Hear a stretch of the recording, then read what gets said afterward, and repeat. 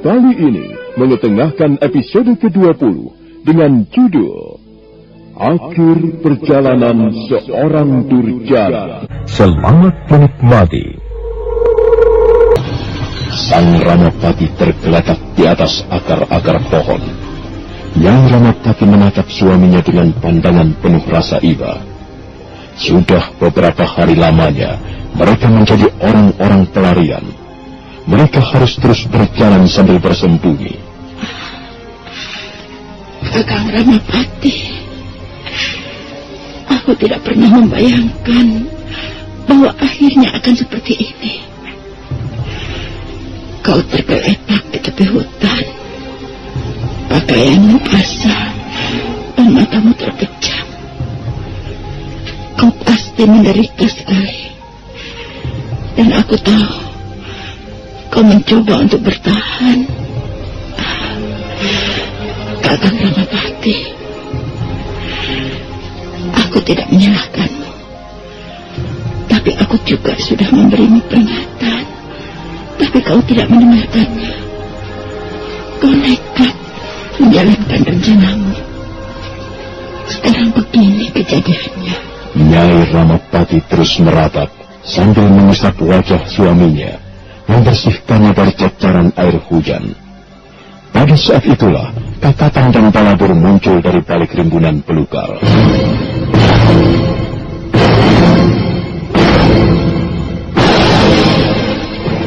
Kakatan dan Balabur melangkah menghampiri Nyai Ramapati sambil menjinjing tandu. Tandu yang terbuat dari batang-batang bambu diletakkan di bawah pohon. Nyai Ramapati masih tetap duduk di samping suaminya. Bagaimana, Gusti? Apakah beliau belum juga sadar? Badannya panas, Kakang. Mungkin Gusti Ramapati terlalu lelah. Iya, dia memang tidak biasa berjalan jauh. Dia tidak biasa bekerja berat. Dan sekarang dia terpaksa melakukannya. Dia dipaksa oleh keadaan. Bagaimana, Kakang Balabur? Kalian sudah selesai membuat tandu? Sudah, Gusti Putri. Apakah Gusti Putri akan meneruskan perjalanan sekarang? Aku sendiri bingung, Balabur. Aku tidak tahu mau kemana. Ampun, Gusti Putri. Yang penting jangan di sini. Sebaiknya Gusti Putri meneruskan perjalanan. Kita bisa mencari tempat yang lebih enak dan lebih aman. Benar, Gusti Putri. Tempat ini jauh kemana-mana. Hamba kira Gusti Ramapati membutuhkan seorang tabib. Baiklah, Kakang Balabur. Sekarang kita teruskan perjalanan. Ayo, angkat Gustimu. Naikkan ke atas tandu. Baik, Gusti Putri. Ayo, Balabur. Iya, Kakang. Kau dari sebelah sana ya. Baik, Kakang. Hati-hati. Pelan-pelan saja.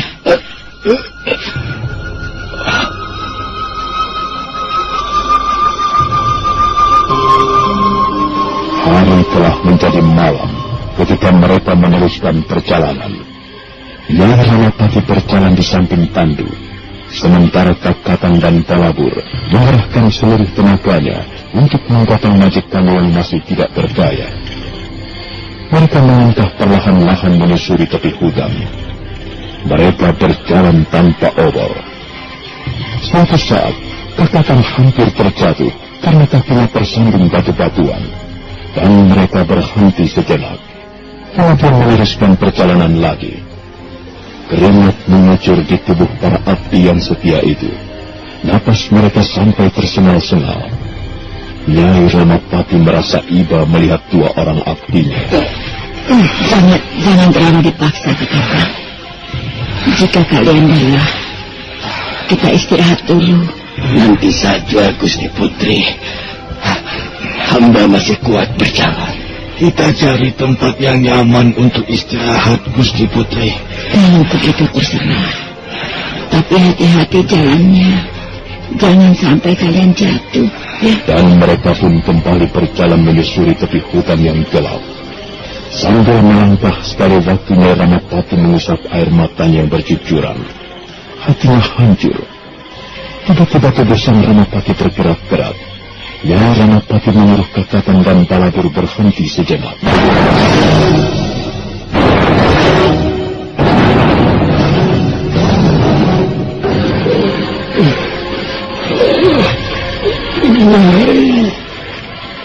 Gimana kau, Nyai? Aku di sini, Kakang. Syukurlah kau sudah sadar kembali. Apa ini? Aku tidur di mana ini? Keras sekali tempatnya. Kakang, karena kau pingsan, Kakatan dan Balabur terpaksa membuat tandu. Dan sekarang kau sedang ditandu. Tandu? Ya. Keras sekali tandu ini. Alasnya keras sekali. Ampun, Gusti. Kami terpaksa membuat tandu dari bambu-bambu peping. Jadi kalian menggotong aku di atas tumpukan bambu. Pantas keras sekali. Punggungku jadi sakit. Aduh. Ampun, Gusti. Seharusnya kami memberi alas tandu ini dengan daun-daunan supaya empuk. Apa? Aku kau suruh tidur di atas sampah? Tidak usah. Kalian ini memang keterlaluan. Kalian kan tahu siapa aku, Seorang pembesar kerajaan, kau suruh tidur di atas sampah daun-daunan. Sudahlah, Kakang. Jangan marah-marah terus. Sebaiknya kita jalan lagi. Kita cari tempat istirahat yang enak. Hai, Kakatan, jangan bilang begitu. Aduh, aku bisa merosot nanti. Yang benar menggotongnya. Ampun, Gusti. Tangan hamba pegal sekali. Kalian para abdi, kalian harus bekerja dengan baik. Aku bukan barang rongsokan, tahu? Kalian harus hati-hati menggotong tanah ini. Baik, Gusti. Kami akan berhati-hati. Sudahlah. Ayo, Kakatan, Balabur, kita jalan lagi. Baik, Gusti Putri. Dan mereka kembali melangkah perlahan-lahan. Sang Ramapati tetap terbaring, tapi sekarang matanya terbuka lebar. Dia berusaha menikmati perjalanan yang tidak menyenangkan itu. Karena jalanan gelap, Kakatan kembali tersandung batu. Aduh. Apa yang kalian lakukan? Ayo berhenti. Ampun, Gusti. Kaki hamba tersandung batu. Jalanan gelap, Gusti. Bodoh. Kalian ini para abdi bodoh. Kalian harus berhati-hati. Buka matamu lebar-lebar dan lihat jalanan.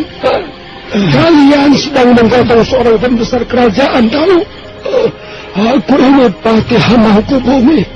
Aku majikanmu. Jika kalian tidak bekerja dengan baik, aku akan menjatuhkan hukuman yang berat berarti. Iya, mengerti, Gusti. Hamba mohon ampun karena hamba telah lengah. Jangan sampai lengah. Aku bukan barang rongsokan. Sudahlah, Kakak. Mungkin mereka sudah lelah. Sejak tadi mereka menggotong tandu. Nyai, kau jangan memanjakan mereka. Mereka harus tetap bekerja dengan lebih baik. Mereka harus berjalan dengan baik.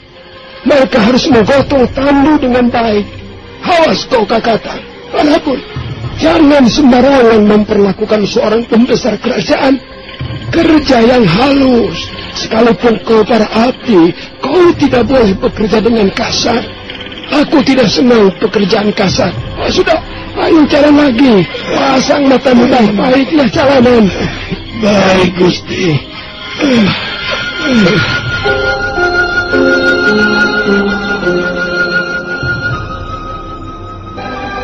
Kembali mereka meneruskan perjalanan.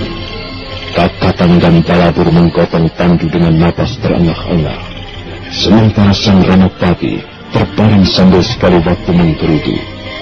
Karena merasa sangat lelah, Kakatan dan Balabur berjalan sangat lambat. Ayo, jalan terus. Mengapa lambat sekali jalannya? Aduh. Ampun Gusti, hamba sangat lelah dan jalanan gelap.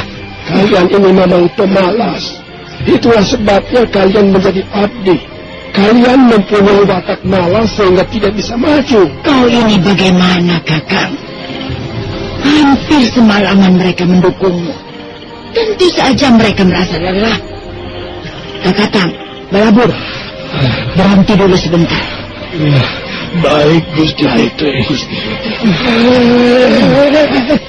Kau malah berhenti, Nyai? Mereka lelah, Kakang. Lihat saja, keringat mereka bercucuran seperti mandi. Lalu mau apa kita? Apa yang bisa kita lakukan di tempat ini? Ampun Gusti, hamba mohon istirahat sebentar saja. Setelah nafas kami menjadi longgar, kami akan sanggup berjalan lagi. Tidak usah. Tidak perlu istirahat. Kau ingin aku ditangkap prajurit-prajurit Majapahit? Kakang, bagaimana kau ini? Kuda beban saja boleh istirahat. Mengapa mereka tidak? Aduh, Nyai, kau ini selalu memanjakan para abdi. Lihatlah, abdi pembantu, pelayan, kalau dimanjakan bisa bermalas-malasan. Watak mereka memang begitu. Mereka ini tergolong orang-orang yang tidak bisa memperoleh kemajuan. Mereka tidak boleh dimanja. Mereka harus terus dicambuk. Sudahlah, aku tidak mau berhenti di tempat seperti ini. Ayo, Kakang Balabur, angkat lagi tandu. Kita teruskan perjalanan. Baik Gusti, ayo Balabur. Iya, Kakang. Awas, kalian tidak boleh bermanja-manja. Kalian tidak boleh istirahat sebelum aku memberi izin, mengerti? Iya, Gusti. Hamba mengerti. Ayo jalan, cepat. Jangan seperti luar kambang. Jangan lambat.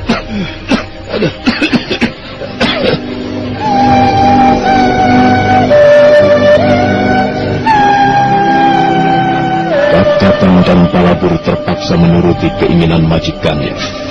Dengan bersusah payah, kembali mereka mengangkat tandu dan melangkah perlahan-lahan. Semakin lama tenaga mereka semakin berkurang, dan setiap kali mereka berjalan lambat, sang Ramapati membentak. Ayo cepat jalannya, jangan seperti siput. Bagaikan seekor kuda beban yang dicambuk bertubi-tubi, Kakatan dan Balabur mempercepat langkah. Sementara itu, mata mereka terbuka lebar untuk melihat jalanan yang remang-remang. Sedangkan Nyai Ramapati berusaha melangkah lebih cepat agar jangan tertinggal di belakang. Jalanan di tepi hutan itu menjadi agak sempit dan air menggenang di sana sini. Kakatan, jangan terlalu cepat. Jalannya licin. Kita tidak boleh berjalan lambat, Balabur. Ayo, itu di sebelah sana jalannya kering. Awas, jangan menyudut terus. Nanti aku jatuh. Hati-hati, jangan sampai kalian terjatuh. Awas, awas. Kok merinding begini ini bagaimana ini? Dia ada merinding.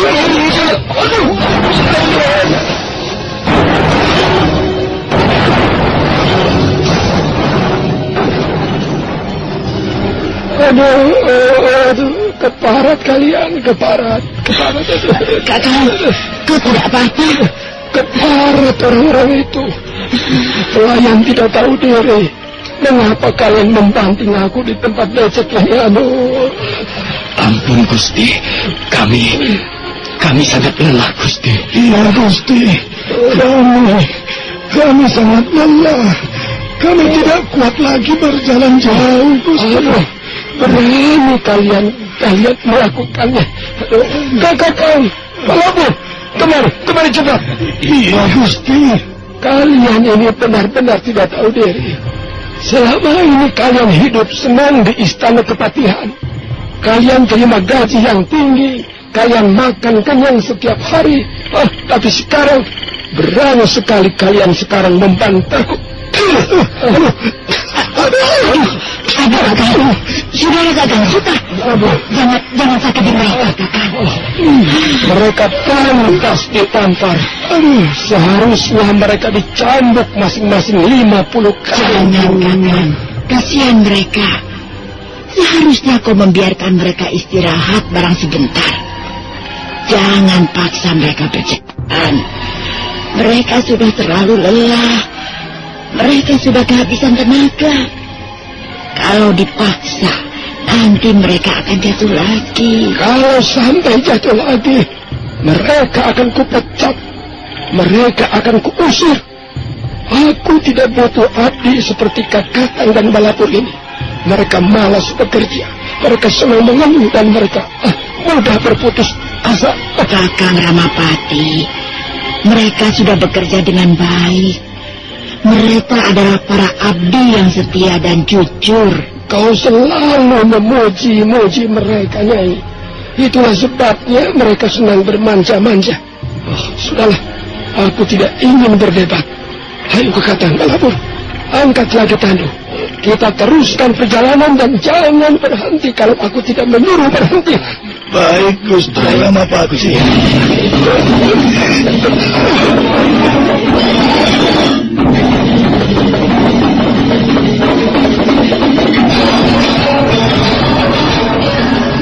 Datang dan Balapur terpaksa mengikuti perintah majikannya. Sekalipun mereka sudah sangat lelah, mereka segera mengangkat tandu dan meneruskan perjalanan. Mereka merasa tenaganya semakin habis. Napas mereka tersengal-sengal, tapi mereka terus memaksakan diri untuk berjalan. Ayo, jalan terus. Jangan berhenti sebelum kusuruh berhenti dan jangan lambat. Baik, Gusti.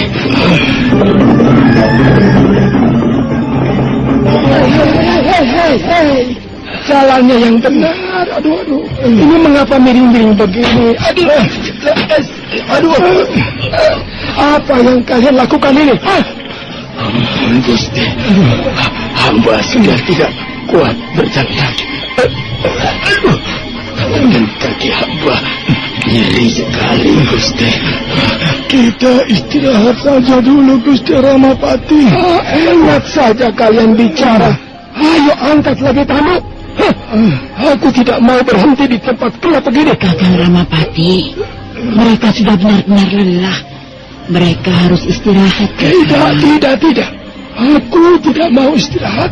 Aku mau jalan terus. Ampun, Gusti. Hamba benar-benar sudah tidak kuat mengangkat tandu. Kurang ajar. Pelayan tidak tahu diri. Kau ingin kupukul? Ayo sini, maju sini. Biar kupukul sampai babak belur. Kakang Ramapati, kau tidak bisa memaksa mereka. Mengapa tidak bisa? Mereka abdiku. Mereka harus menuruti perintahku. Baik, Kakang. Kalau kau memaksa juga, dan kalau sampai mereka pingsan, siapa yang akan mengangkat tandu? Mereka tidak akan pingsan. Mereka harus bekerja dengan baik seperti biasanya. Mereka juga manusia biasa, Kakang Ramapati. Kekuatan mereka terbatas. Apalagi mereka kurang tidur dan kurang makan. Lihat saja. Mereka sudah terlalu lemas. Kalau kau paksa juga, mereka benar-benar akan pingsan. Dan kita sendiri nanti yang akan repot. Sebab aku tidak akan kuat mendukung tandu. Lalu bagaimana? Apa yang bisa kita lakukan tanpa mereka? Nyai, mengapa kau selalu membela mereka? Mereka hanya abdi, sedangkan aku suamimu. Seharusnya kau berpihak padaku. Kakang Ramapati, sekalipun mereka hanya para abdi, kita harus menghargai mereka. Sebab mereka sudah mengorbankan segala-galanya untuk kita. Itu sudah menjadi tugas dan tanggung jawab seorang abdi. Jadi bagaimana? Kau masih akan nekat meneruskan perjalanan? kau masih akan memaksa mereka untuk menggotong tanduk. Tapi Nyai, kita tidak bisa berhenti di tempat seperti ini. Ampun Gusti, sepertinya di depan itu ada sebuah gubuk. Biarlah kami membersihkan gubuk itu untuk istirahat Gusti Ramapati. Sudahlah Kakata, Balapur. Jangan banyak bicara lagi. Kerjakan. Kalian lihat gubuk apa itu. Kalian bersihkan dan periksa jangan-jangan ada kalajengking atau ular berbisa. Baik Gusti. Kakatan dan Balabur melangkah perlahan-lahan menuju sebuah gubuk yang berdiri di tepi jalan. Sementara Sang Ramapati duduk lesu di atas tandu ditemani istrinya. Bekas pembesar kerajaan itu nampaknya masih kesal. Dulu waktu aku masih di istana kepatihan, mana berani mereka membangkang perintahku. Sekalipun kusuruh masuk ke dalam sumur, mereka pasti akan mengerjakannya dengan baik. Kakang Ramapati, kukira mereka sudah bekerja dengan baik. Dalam keadaan seperti ini, kita membutuhkan orang lain. Kakatan dan Balabur setia mendampingi kita. Mereka dua orang abdi yang jujur. Ya, jujur. Barangkali jujur. Tapi mereka bodoh dan lemah. Aku tidak senang mempunyai abdi yang lemah dan suka merengek-rengek. Aku tidak senang abdi yang bermanja-manja. Apalagi saat-saat sekarang ini, aku membutuhkan orang-orang yang bersemangat. Bagaimana, Kakatan, Balabur? Gubuk itu cukup bersih, Gusti Putri. Sepertinya sudah biasa ditempati orang, Gusti Putri. Ada kayu bakar di samping gubuk. Ada juga lampu dari minyak jarak. Oh, syukurlah kita bisa istirahat di sana. Ayo, angkat pustimu. Awas, jangan kasar ya. Jangan minum-minum, awas. Baik, Gusti Ramapati.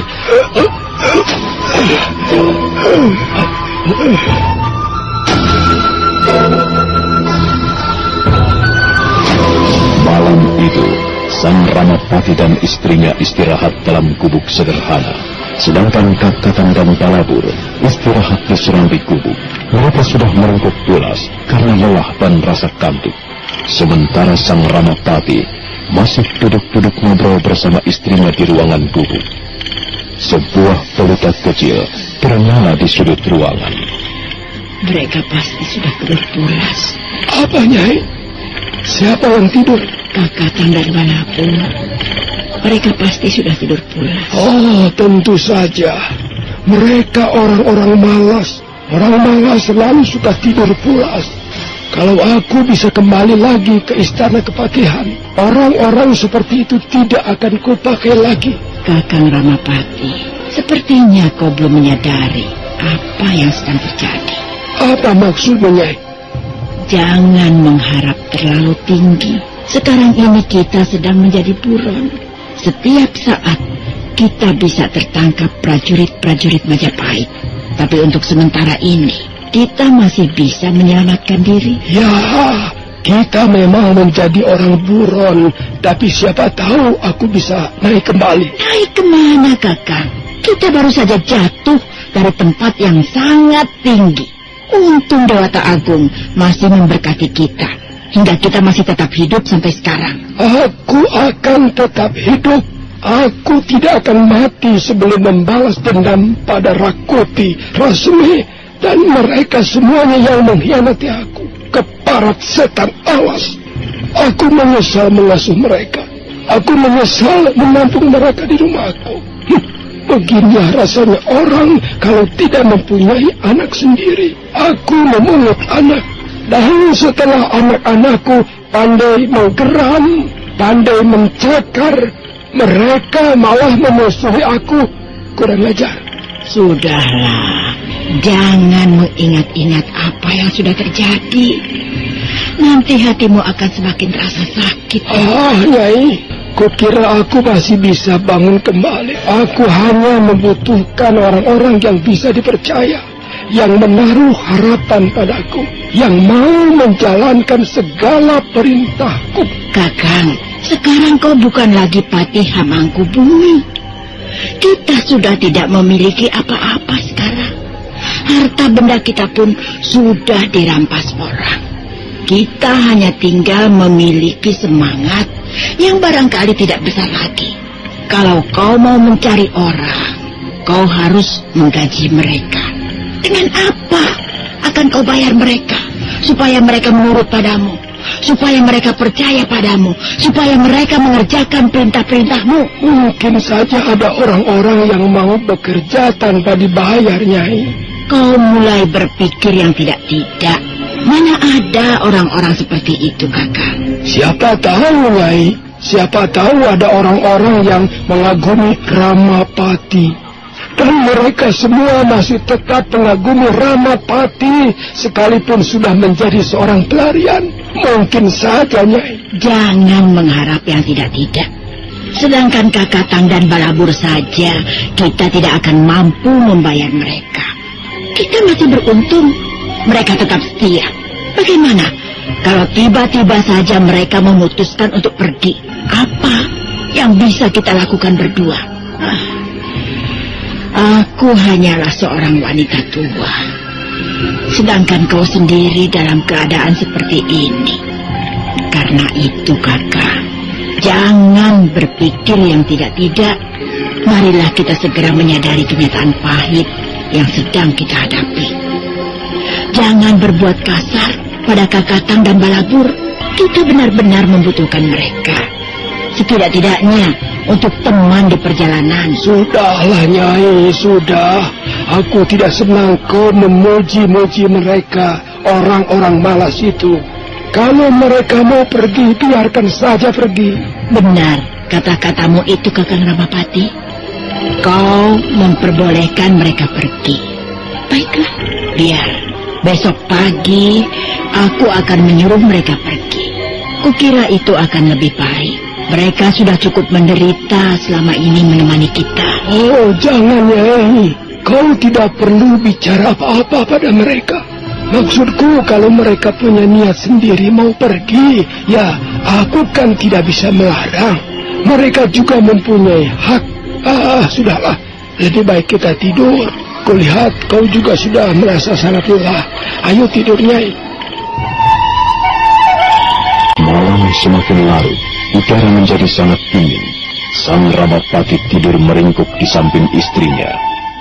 Sekali waktu angin mendesah perlahan, menggoyang dahan-dahan pohon. Suasana di tempat itu menjadi sangat sunyi.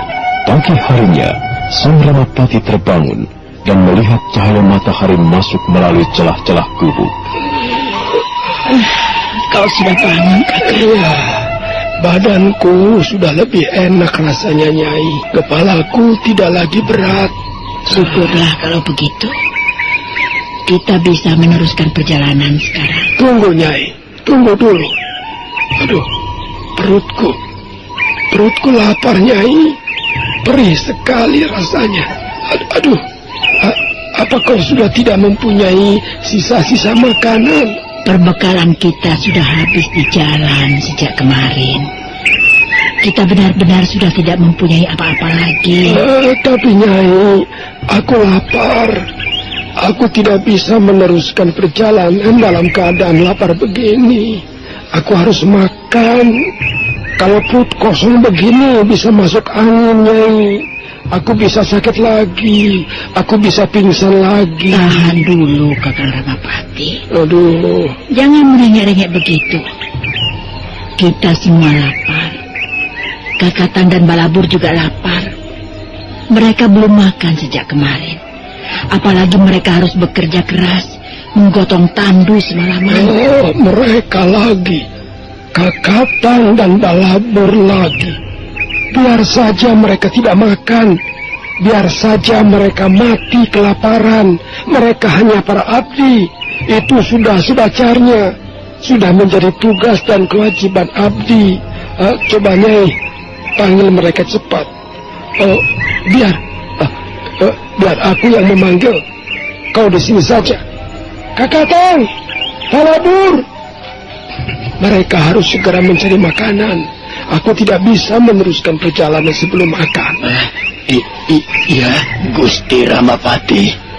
Kakatang dan kau Balapur. Iya. Dengar baik-baik. Aku dan istriku mau makan. Kalian berdua harus pergi mencari makanan. Ampun, Gusti. Di mana kami harus mencari makanan? Tak ada sepotong rumah pun di sini. Barangkali desa masih jauh. Aku tidak mau tahu. Pokoknya kami ingin makan segera. Cepat pergi sana, cari makanan. Ampun, Gusti. Apakah Gusti masih mempunyai simpanan uang? Kami sudah tidak mempunyai apa-apa lagi. Aku tidak bicara soal uang. Aku menyuruh kalian mencari makanan. Apa belum jelas? Ampun, Gusti. Makanan harus dibeli. Dari mana kami bisa memperoleh makanan tanpa uang, Gusti? Nah, lihat Nyai. Dengar Nyai. Si Kakatang ini sekarang sudah pandai bicara. Dulu, waktu masih di istana Kepatihan, mana bisa dia bicara seperti ini? Dia selalu menurut. Dia selalu pergi menjalankan segala perintahku. Ampun, Gusti. Kami akan berusaha memperoleh makanan. Tapi kami tidak berjanji, Gusti. Iya, Gusti. Barangkali ada pondok di sekitar tempat ini. Dan barangkali ada orang yang dapat kami harapkan pertolongannya. Sudahlah. Jangan banyak bicara. Kalian tidak boleh kembali sebelum membawa makanan. Ayo jalan, dan jangan lama-lama ya. Baik, Gusti Ramapati. Kakatang dan Balabur melakukan sembah hormat sebelum melangkah pergi. Nyai Ramapati memandang dua orang abdinya dengan perasaan terharu dan iba. Matanya berkaca-kaca. Lihatlah, Kakang Ramapati. Mereka sangat setia padamu. Dalam keadaan seperti ini, mereka masih menjunjung tinggi perintah. Nyai, itu wajar mereka lakukan. Sebab mereka abdi-abdiku. Tapi Kakang, jarang abdi mempunyai kesetiaan seperti Kakatang dan Balapur. Ya, mungkin juga jarang. Tapi bukan berarti Kakatang dan Balapur menjadi istimewa. Memang ada abdi yang baik dan setia. Ada juga abdi yang kurang ajar dan suka berkhianat pada majikannya. Ada abdi yang bermalas-malasan. Ada abdi yang suka berlagak majikan. Itu sudah biasa, Nyai. Kau jangan terpengaruh sikap para abdi. Kalau mereka tetap setia padaku, kalau mereka tetap bekerja dengan baik, itu cukup wajar. Tak ada yang istimewa, tak ada yang perlu dibangga-banggakan. Nyai. Kemana mereka akan mencari makanan?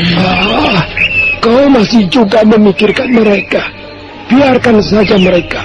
Yang penting kita dapat makan. Apa mereka mau mencuri atau merampas punya orang? Ya terserah. Yang penting mereka kembali membawa makanan untuk kita. Kakang, hatiku kok was-was. Jangan-jangan mereka tidak kembali lagi. Apa, Nyai? Mereka tidak kembali lagi? Iya, karena sakit hati, bisa saja mereka tidak kembali lagi. Dan kalau sampai mereka tidak kembali lagi, apa yang akan kita lakukan di tempat ini?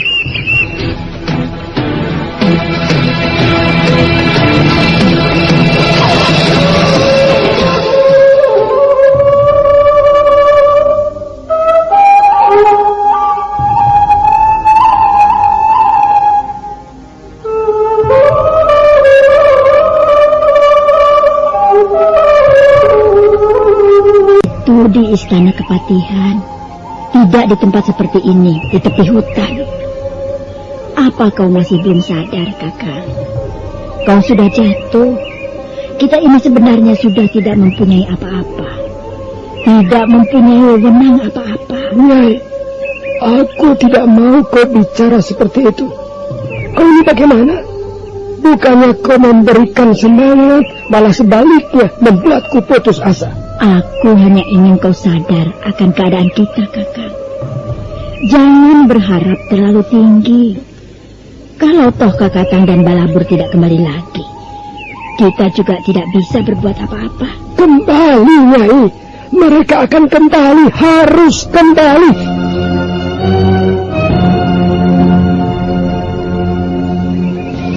Di mana kita akan mencari makanan, Balabur? Iya, di mana saja, Kakang. Yang penting kita dapat makanan. Kadangkala aku merasa tak suka. Kita sudah bersusah payah menggotong tanduk, kurang makan, kurang tidur, tapi masih juga kita disalahkan. Gusti Ramapati itu seringkali nampak seperti anak kecil saja. Maunya semua berjalan dengan baik. Semuanya beres. Ini beres, itu beres. Seharusnya beliau tahu bahwa di hutan jauh berbeda dengan di istana kepatihan. Kalau aku tidak kasihan, Gusti Putri. Sudah dari kemarin aku pergi. Iya memang. Kita hanya memandang Gusti Putri. Sekalipun berasal dari golongan bangsawan, beliau tidak congkak seperti suaminya. Iya. Dan selama ini kita numpang hidup mewah di istana kepatihan, tidak kekurangan apa-apa. Kasihan Gusti Putri. Beliau nampak menderita. Iya. Beliau lebih menderita karena tingkah laku suaminya yang seperti anak kecil. Masih suka merengek-rengek. Tapi lucunya, kita yang dituduh bermanja-manjaan. Dia itu yang manja. Kita kan sudah biasa bekerja berat. Sudahlah, Balabur. Kalau masih kuat, yang ditanggung bersama-sama. Kalau sudah tidak kuat lagi, ya kita tinggalkan saja. Ayo. Kakatang dan Balabur kembali melangkah. Mereka kira melihat sebuah pondok di kejauhan, dan sepertinya pondok itu ada penghuninya. Mereka pun bergegas melangkah ke sana. Kakatang dan Balabur menghampiri seorang laki-laki setengah tua yang sedang bekerja di samping pondok. Dia bernama Ki Buyut Jantaka. Ki Buyut dan Nyai Buyut Jantaka menerima mereka dengan ramah dan sopan. Maaf Ki Buyut, kami terpaksa mengganggu sedikit. Tidak apa. Kalian ini siapa? Nama saya Kakatang, dan sahabat saya ini namanya Balabur. Kami berdua sedang mengalami kesulitan soal makanan. Apa di sekitar tempat ini tidak ada orang menjual makanan, Ki Buyut? Wah, di mana ada orang menjual makanan di tepi hutan begini? Kalau di pasar ya banyak, tapi pasar masih jauh sekali dari sini. Wah, bagaimana ya? Kalau hanya sedikit-sedikit, kami masih mempunyai persediaan. Ayo, ikut aku saja. Kalian berdua bisa makan di ruangan belakang. Nyai Buyut, makanan itu bukan untuk kami.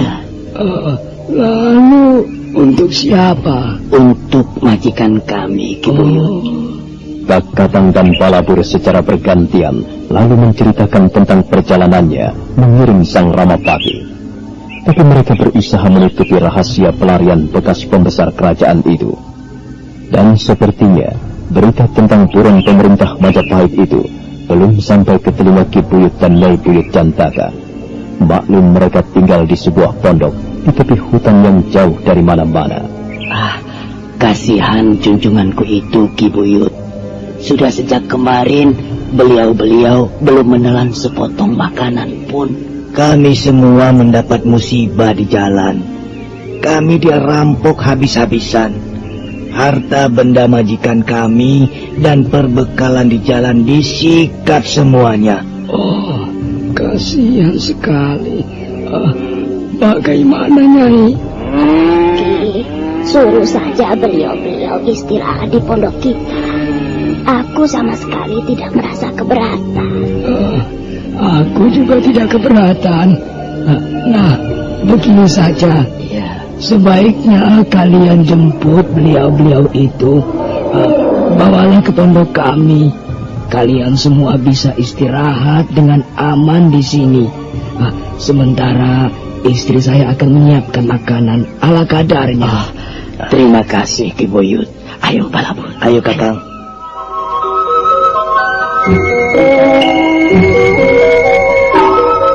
Sementara itu, Sang Ramapati dan istrinya benar-benar mulai gelisah karena Kakatang dan Balabur belum juga kembali. Sebentar-sebentar mereka menengok ke ujung jalan. Nah, Kakang Ramapati, bagaimana kita sekarang? Kurang ajar Kakatang dan Balabur. Berani sekali mereka mempermainkan aku. Tidak ada gunanya marah-marah dan mengeluh, Kakang. Sekarang lebih baik kita memikirkan apa yang akan kita kerjakan.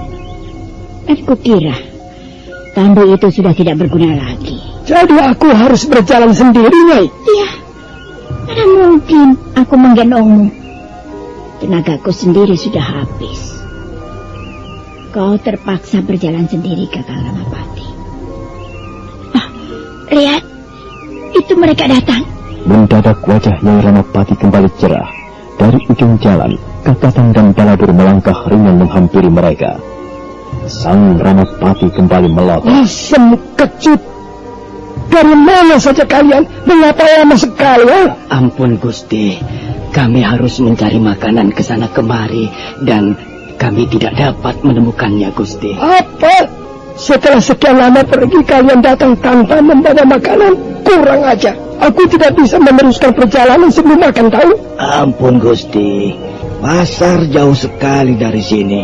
Tapi kami berhasil menemukan sebuah pondok yang dihuni orang, Gusti. Syukurlah. Lalu bagaimana kalian bisa memperoleh makanan? Penghuni pondok itu malah menawarkan pondoknya untuk istirahat, Gusti Putri. Pondoknya cukup bersih dan lega. Hamba kira Gusti Ramapati dapat istirahat dengan nyaman di sana. Bagus kalau begitu. Bagaimana Kakak? Kau mau istirahat di pondok orang itu? Aku lapar, Nyai. Aku tidak butuh istirahat, aku butuh makanan. Ampun Gusti, Ki Buyut Jantaka, pemilik pondok itu, sudah menjanjikan bersama istrinya. Di samping Gusti Ramapati dapat istirahat di pondoknya, mereka juga tidak keberatan menjamu Gusti berdua. Tapi ampun Gusti, kami berdua tetap merahasiakan pelarian Gusti. Gusti Ramapati jangan sampai berterus terang di depan mereka. Sebaiknya Gusti Ramapati menggunakan nama lain saja, Gusti. Sepertinya mereka belum mendengar berita tentang Gusti Ramapati yang sekarang menjadi pelarian. Hal itu bisa diatur. Tentu saja kita harus merahasiakan pelarian ini. Ayo Kakak, naiklah ke atas tandu. Aku harus menggunakan nama apa, Nyai? Kami sudah menceritakan perihal Gusti berdua. Maaf Gusti, kami terpaksa merubah nama Gusti Ramapati. Kami mengaku sebagai dua orang abdi. Sedangkan Gusti Ramapati adalah seorang bangsawan dari golongan Brahmana. Kakatang merubah nama Gusti menjadi Resi Kalpadruma. Iya Gusti. Resi? Sejak kapan aku menjadi Resi? Ini hanya untuk menyamar saja, Kakak. Resi? Supaya mereka tidak tahu siapa kita yang sebenarnya. Kukira Kakatang sudah memilihkan nama yang cukup baik. Ya sudah, cukup. Ayo kita pergi ke pondok itu. Angkat Gustimu, Kakatang. Mudah-mudahan semua berjalan dengan baik. Iya Gusti.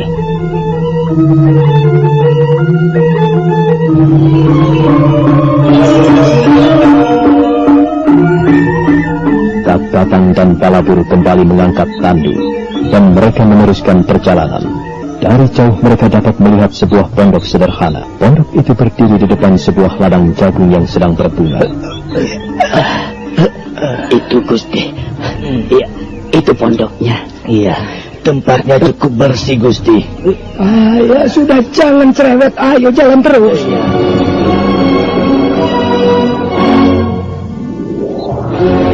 Ki Buyut Jantaka dan istrinya menerima tamu-tamunya di Serambi Pondok. Memang benar, mereka belum mendengar berita tentang pelarian seorang pembesar kerajaan yang ternama. Maklumlah, pondok tempat tinggal mereka letaknya jauh dari desa, jauh dari mana-mana. Hal itu sangat menguntungkan bagi sang Ramapati. Ki Buyut Jantaka dan istrinya menerima mereka dengan sikap sopan dan ramah sekali.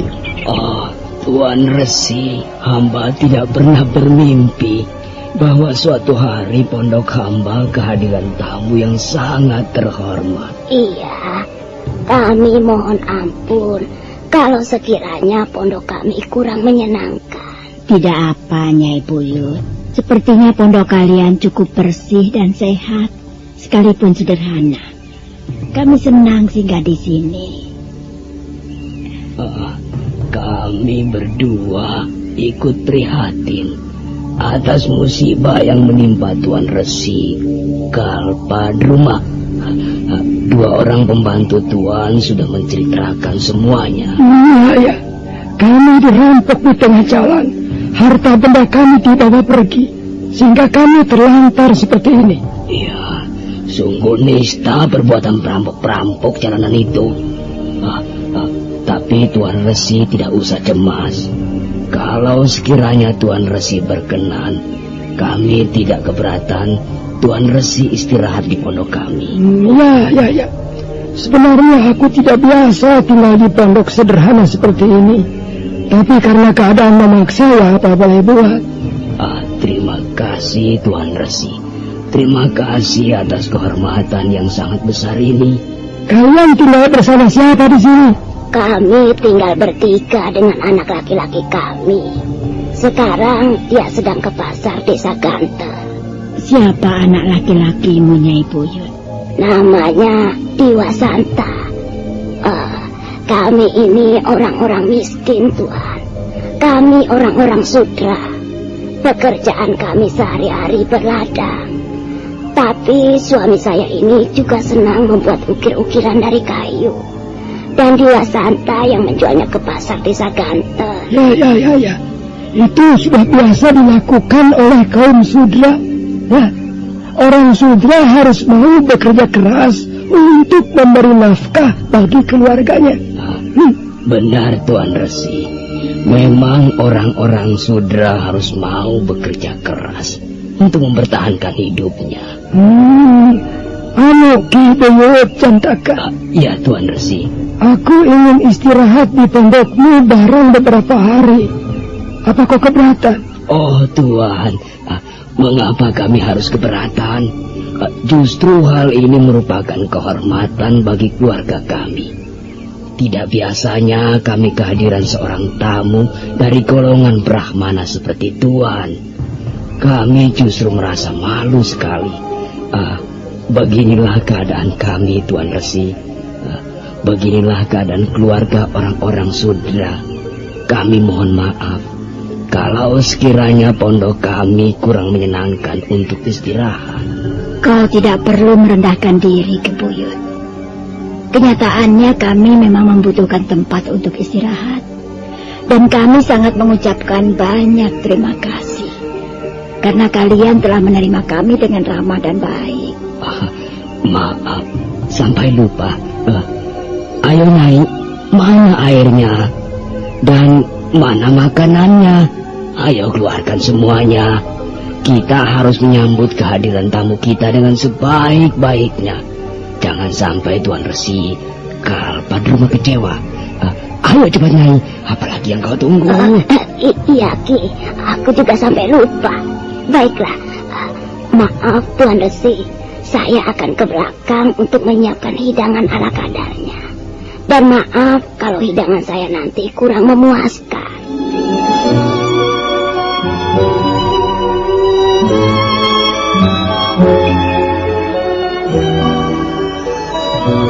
Sang Ramapati tersenyum lebar.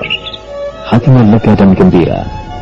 Rupanya Ki Buyut Jantaka dan istrinya, dua orang sudra itu, sama sekali belum mendengar berita tentang pelariannya. Mereka segera masuk ke ruangan dalam untuk menyiapkan hidangan. Lumayan juga pondok ini. Iya, cukup bersih Gusti. Dan ruangan dalam cukup lega. Hamba kira Gusti dapat istirahat dengan nyaman di tempat ini. Kemana orang itu tadi? Perutku sudah lapar sekali. Mengapa mereka lama sekali? Sabar Kakang. Jangan menggerutu terus. Kita harus dapat menjaga diri. Menjaga kehormatan kita. Tahan sebentar. Tahan bagaimana, Nyai? Kalau soal perut sama saja. Orang Sudra, orang Waisya, orang Ksatria ataupun Brahmana sama saja. Kalau sudah lapar ya harus segera makan. Kita tidak perlu malu-malu mengakui soal ini. Tapi ya jangan keterlaluan Kakang. Malu kalau sampai mereka tahu. Sementara itu, Ki Buyut Jantaka dan istrinya sibuk di ruangan belakang untuk menyiapkan hidangan. Waduh, Nyai, apa mereka akan puas menikmati hidangan kita ini, ha? Ya, mau apa lagi, Ki? Aku kan tidak siap-siap sebelumnya. Kita tidak pernah menduga akan kehadiran tamu agung seperti ini. Iya. Ya, kita hidangkan saja apa yang ada. Mudah-mudahan mereka tidak kecewa. Luar biasa. Hari ini benar-benar luar biasa. Ada keluarga Brahmana mau singgah di pondok kita. Ini kan luar biasa, Nyai. Mudah-mudahan kehadiran mereka membawa berkah bagi kita, Ki. Ya tentu saja, Nyai. Kira-kira apa pangkatnya ya? Maksudku Tuan Resi Kalpadruma itu apa pangkatnya ya? Menilik pakaiannya, sepertinya dia seorang punggawa kerajaan yang berpangkat tinggi. Juga cara bicara dan caranya duduk. Kalau memang dia punggawa kerajaan berpangkat tinggi, kita bisa minta bantuannya, Nyai. Dan kalau kita sambut mereka dengan baik, kalau mereka tidak kecewa, aku yakin mereka mau membantu kita, Nyai. Maksudmu Dewa Santa, anak laki-lakimu itu? Iya, Dewa Santa itu ingin sekali menjadi punggawa kerajaan. Iya. Nah, kalau memang Tuan Resi Kalpadruma seorang pejabat tinggi kerajaan, pasti beliau dapat menolong anakku. Alah, sudah lagi. Itu dipikir nanti saja. Ayo, mengapa kita malah ngobrol di sini? Iya. Ki Buyut Jantaka dan istrinya dengan ramah melayani tamu-tamunya. Sang Ranapati dan Nyai Ranapati duduk di serambi menikmati hidangan. Sementara Kakatan dan Balabur makan dengan lahap di samping pondok. Maaf Tuan Resi, beginilah keadaan kami. Kami tidak dapat memberikan hidangan yang lebih baik. Apa begini cara orang Sudra makan? Ya benar Tuhan. Beginilah cara kami makan setiap harinya, Tuhan. Sudahlah. Ini sudah lebih dari cukup, Ki Buyut. Kulihat kau memelihara kambing juga, Ki Buyut. Iya. Kau tahu aku paling doyan makan daging kambing bakar. Kalau kau tidak percaya, boleh kau tanyakan pada istriku ini. Waduh, Tuan Resi, kami hanya mempunyai beberapa ekor. Tapi kalau Tuan Resi menghendaki, ya biarlah kami memotong seekor. Tapi maaf, kami tidak dapat menyajikannya sekarang, Tuan. Iya, Tuan. Kalau Tuan Resi ingin makan daging kambing bakar, kami dapat menyediakannya besok. Sudahlah, Nyai Buyut, jangan repot-repot. Apa yang kalian berikan sudah lebih dari cukup. Kakatan, Balabur. Iya, Gusti.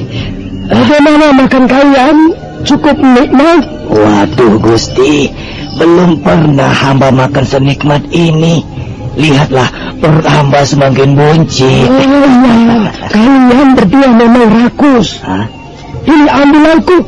Aku tidak biasa makan makanan seperti ini. Ambil saja semuanya. Gusti, apakah Gusti sudah selesai bersantap? Ambil saja semuanya, jangan cerewet. Aku cukup makan pisang rebus. Lauk pauk seperti ini tidak menarik seleraku. Ayo, ambil dan habiskan semuanya untuk kalian. Iya Gusti, terima kasih. Ayo, Balabur, makan saja semuanya. Beres Kakang. Kalau perut kenyang, kita bisa tidur nyenyak malam ini.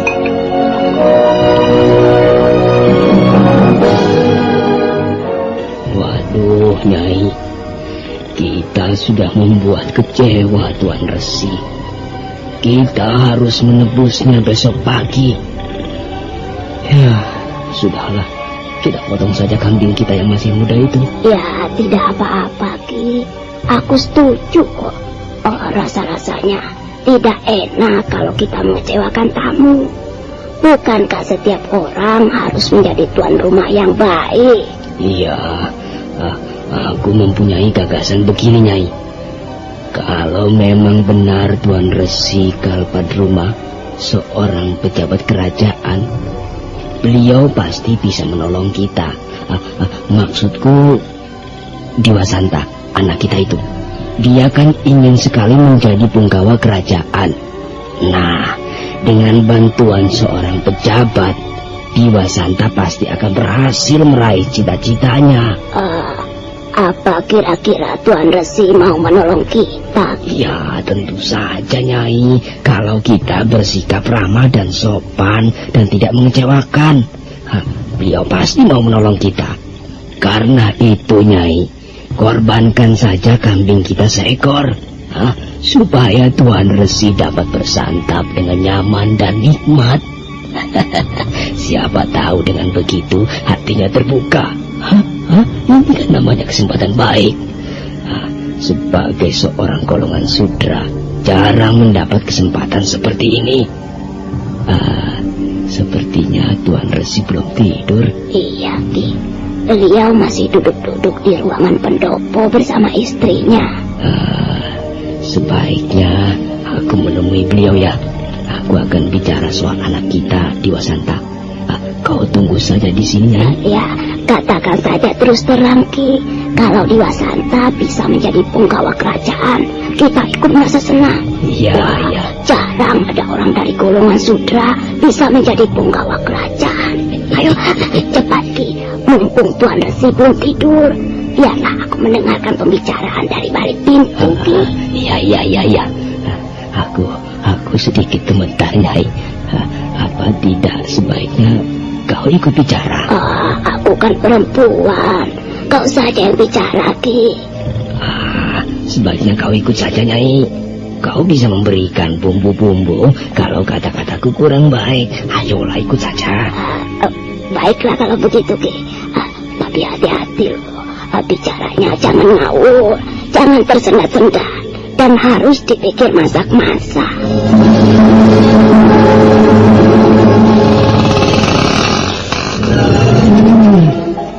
Kalian belum tidur juga rupanya. Belum, Tuan Resi. Ayo, Nyai. Jika kalian belum mengantuk, kita bisa duduk-duduk di sini sambil ngobrol. Terima kasih. Ampun, Tuan Resi. Sebenarnya ada yang ingin kami sampaikan di hadapan Tuan Resi Kalpadruma. Soal apa itu? Ampun, Tuan. Soal anak kami, Dewa Santa. Iya, Tuan. Kami mempunyai seorang anak laki-laki, dan sepertinya dia mempunyai cita-cita yang cukup tinggi. Kami tidak tahu bagaimana caranya dapat membantu anak kami meraih cita-citanya. Iya. Apa cita-cita anakmu itu, Nyai Puyut? Wah, Dewa Santa ingin sekali menjadi punggawa kerajaan. Betul, Nyai. Ampun, Tuan Resi. Kalau Tuan Resi berkenan di hati, kami ingin mohon bantuan sedikit. Dengan selembar surat dari Tuan Resi, barangkali anak kami dapat memperoleh harapan untuk bisa diterima menjadi punggawa kerajaan.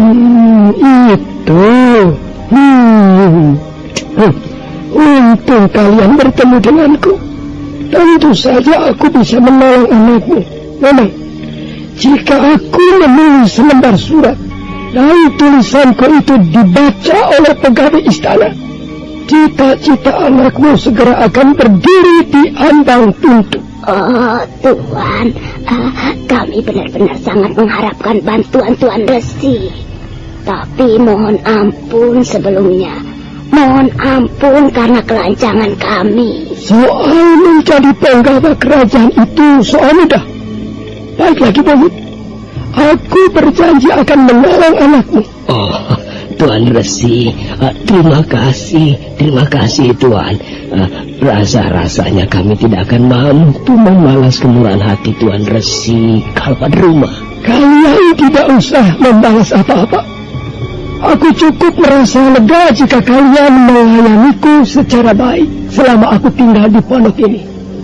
Soal anakmu anggap saja sudah selesai. Nanti kalau aku kembali ke istana Majapahit, anakmu akan kubawa serta. Aku sendiri yang akan mengantarkannya pada Gusti Prabu Jayanegara. Untuk sementara barangkali dia bisa menjadi seorang prajurit tamtama. Tapi suatu saat nanti, kalau anakmu memang benar-benar berbakat, dia akan bisa naik pangkat setahap demi setahap. Aduh, Tuan Resi, ini merupakan karunia yang sangat besar bagi kami. Benar, Tuan Resi. Kami sama sekali tidak pernah bermimpi bahwa suatu saat anak kami menjadi seorang penggawa kerajaan. Ini benar-benar merupakan berkah dalam keluarga kami. Kehadiran Tuan Resi Kalpadruma ternyata membawa berkah buat kami. Ya, tentu saja. Kehadiran orang-orang berpangkat, kehadiran orang-orang berpengaruh akan selalu membawa berkah untuk siapa saja. Alangkah kiranya Ki Buyut Jantaka dan istrinya berkali-kali mereka membungkuk sambil menghaturkan sembah. Sang Ranapati tersenyum bangga. Sebaliknya Nyai Ranapati berusaha menyembunyikan perasaan yang sesungguhnya. Akhirnya Ki Buyut Jantaka dan istrinya minta diri kembali ke ruangan belakang. Kau ini bagaimana, Kakak? Bagaimana apanya, Nyai? Aku merasa tidak enak. Kau telah menipu orang-orang itu. Kau telah memberi harapan kosong pada mereka.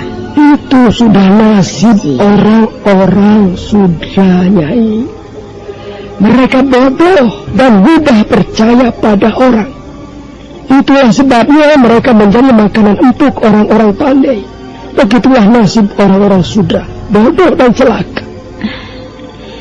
Aku merasa berdosa. Tidak seharusnya kau menipu mereka. Mereka orang-orang yang lugu, yang pantas dihargai karena keluguan dan kesederhanaannya. Tapi mengapa kau justru membohongi mereka? Seharusnya kau berkata terus terang. Carilah alasan yang tepat supaya mereka tidak kecewa. Tapi jangan membohongi mereka. Aku tidak mau berpikir berbelit-belit, Nyai. Salahnya sendiri mengapa mereka percaya padaku. Sudahlah, aku ngantuk sekali. Aku mau tidur.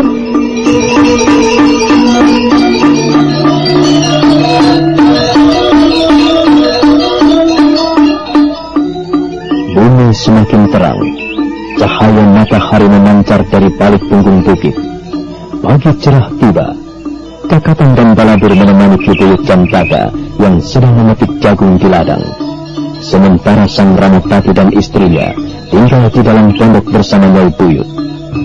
Wajah Ki Buyut Jantaka cerah secerah pagi itu. Tangannya dengan lincah memetik bonggol-bonggol jagung dan memasukkannya ke dalam keranjang. Waduh, gemuk-gemuk sekali tanaman jagungmu, Ki Buyut. Kalau kita rawat dengan baik, ya tanaman juga akan menghasilkan panen yang baik, Tuan. Ki Buyut tidak menjualnya ke pasar. Tidak, Balabur. Pekerjaan yang pokok mengukir kayu. Berladang ini hanya sampingan saja. Oh ya, Kakatang. Ya. Apa pangkat junjunganmu itu di Istana Majapahit? Oh, maksudmu Tuanku Resi Kalpadruma? Ya. Waduh, pangkatnya cukup tinggi. Dia pernah menjabat sebagai Rekrian Kanuruhan. Apa beliau benar-benar mau menolong anakku ya? Biasanya kalau sudah berjanji, beliau akan menepati janjinya. Ya begitulah perilaku orang-orang besar, selalu menepati janjinya. Dia sudah berjanji apa, Ki Buyut? Beliau berjanji akan menolong anakku menjadi penggawa kerajaan. Oh iya. Mudah-mudahan saja beliau tidak lupa pada janjinya. Jangan khawatir, Ki Buyut. Majikanku itu orang yang suka terang-terangan. Dia juga suka bermurah hati. Waduh, kalau sampai Dewa Santa menjadi penggawa kerajaan, aku tidak bisa membayangkannya. Pastilah anak laki-lakiku itu bertambah gagah. Baiklah Kakatang, hari sudah semakin siang. Mari kita pulang.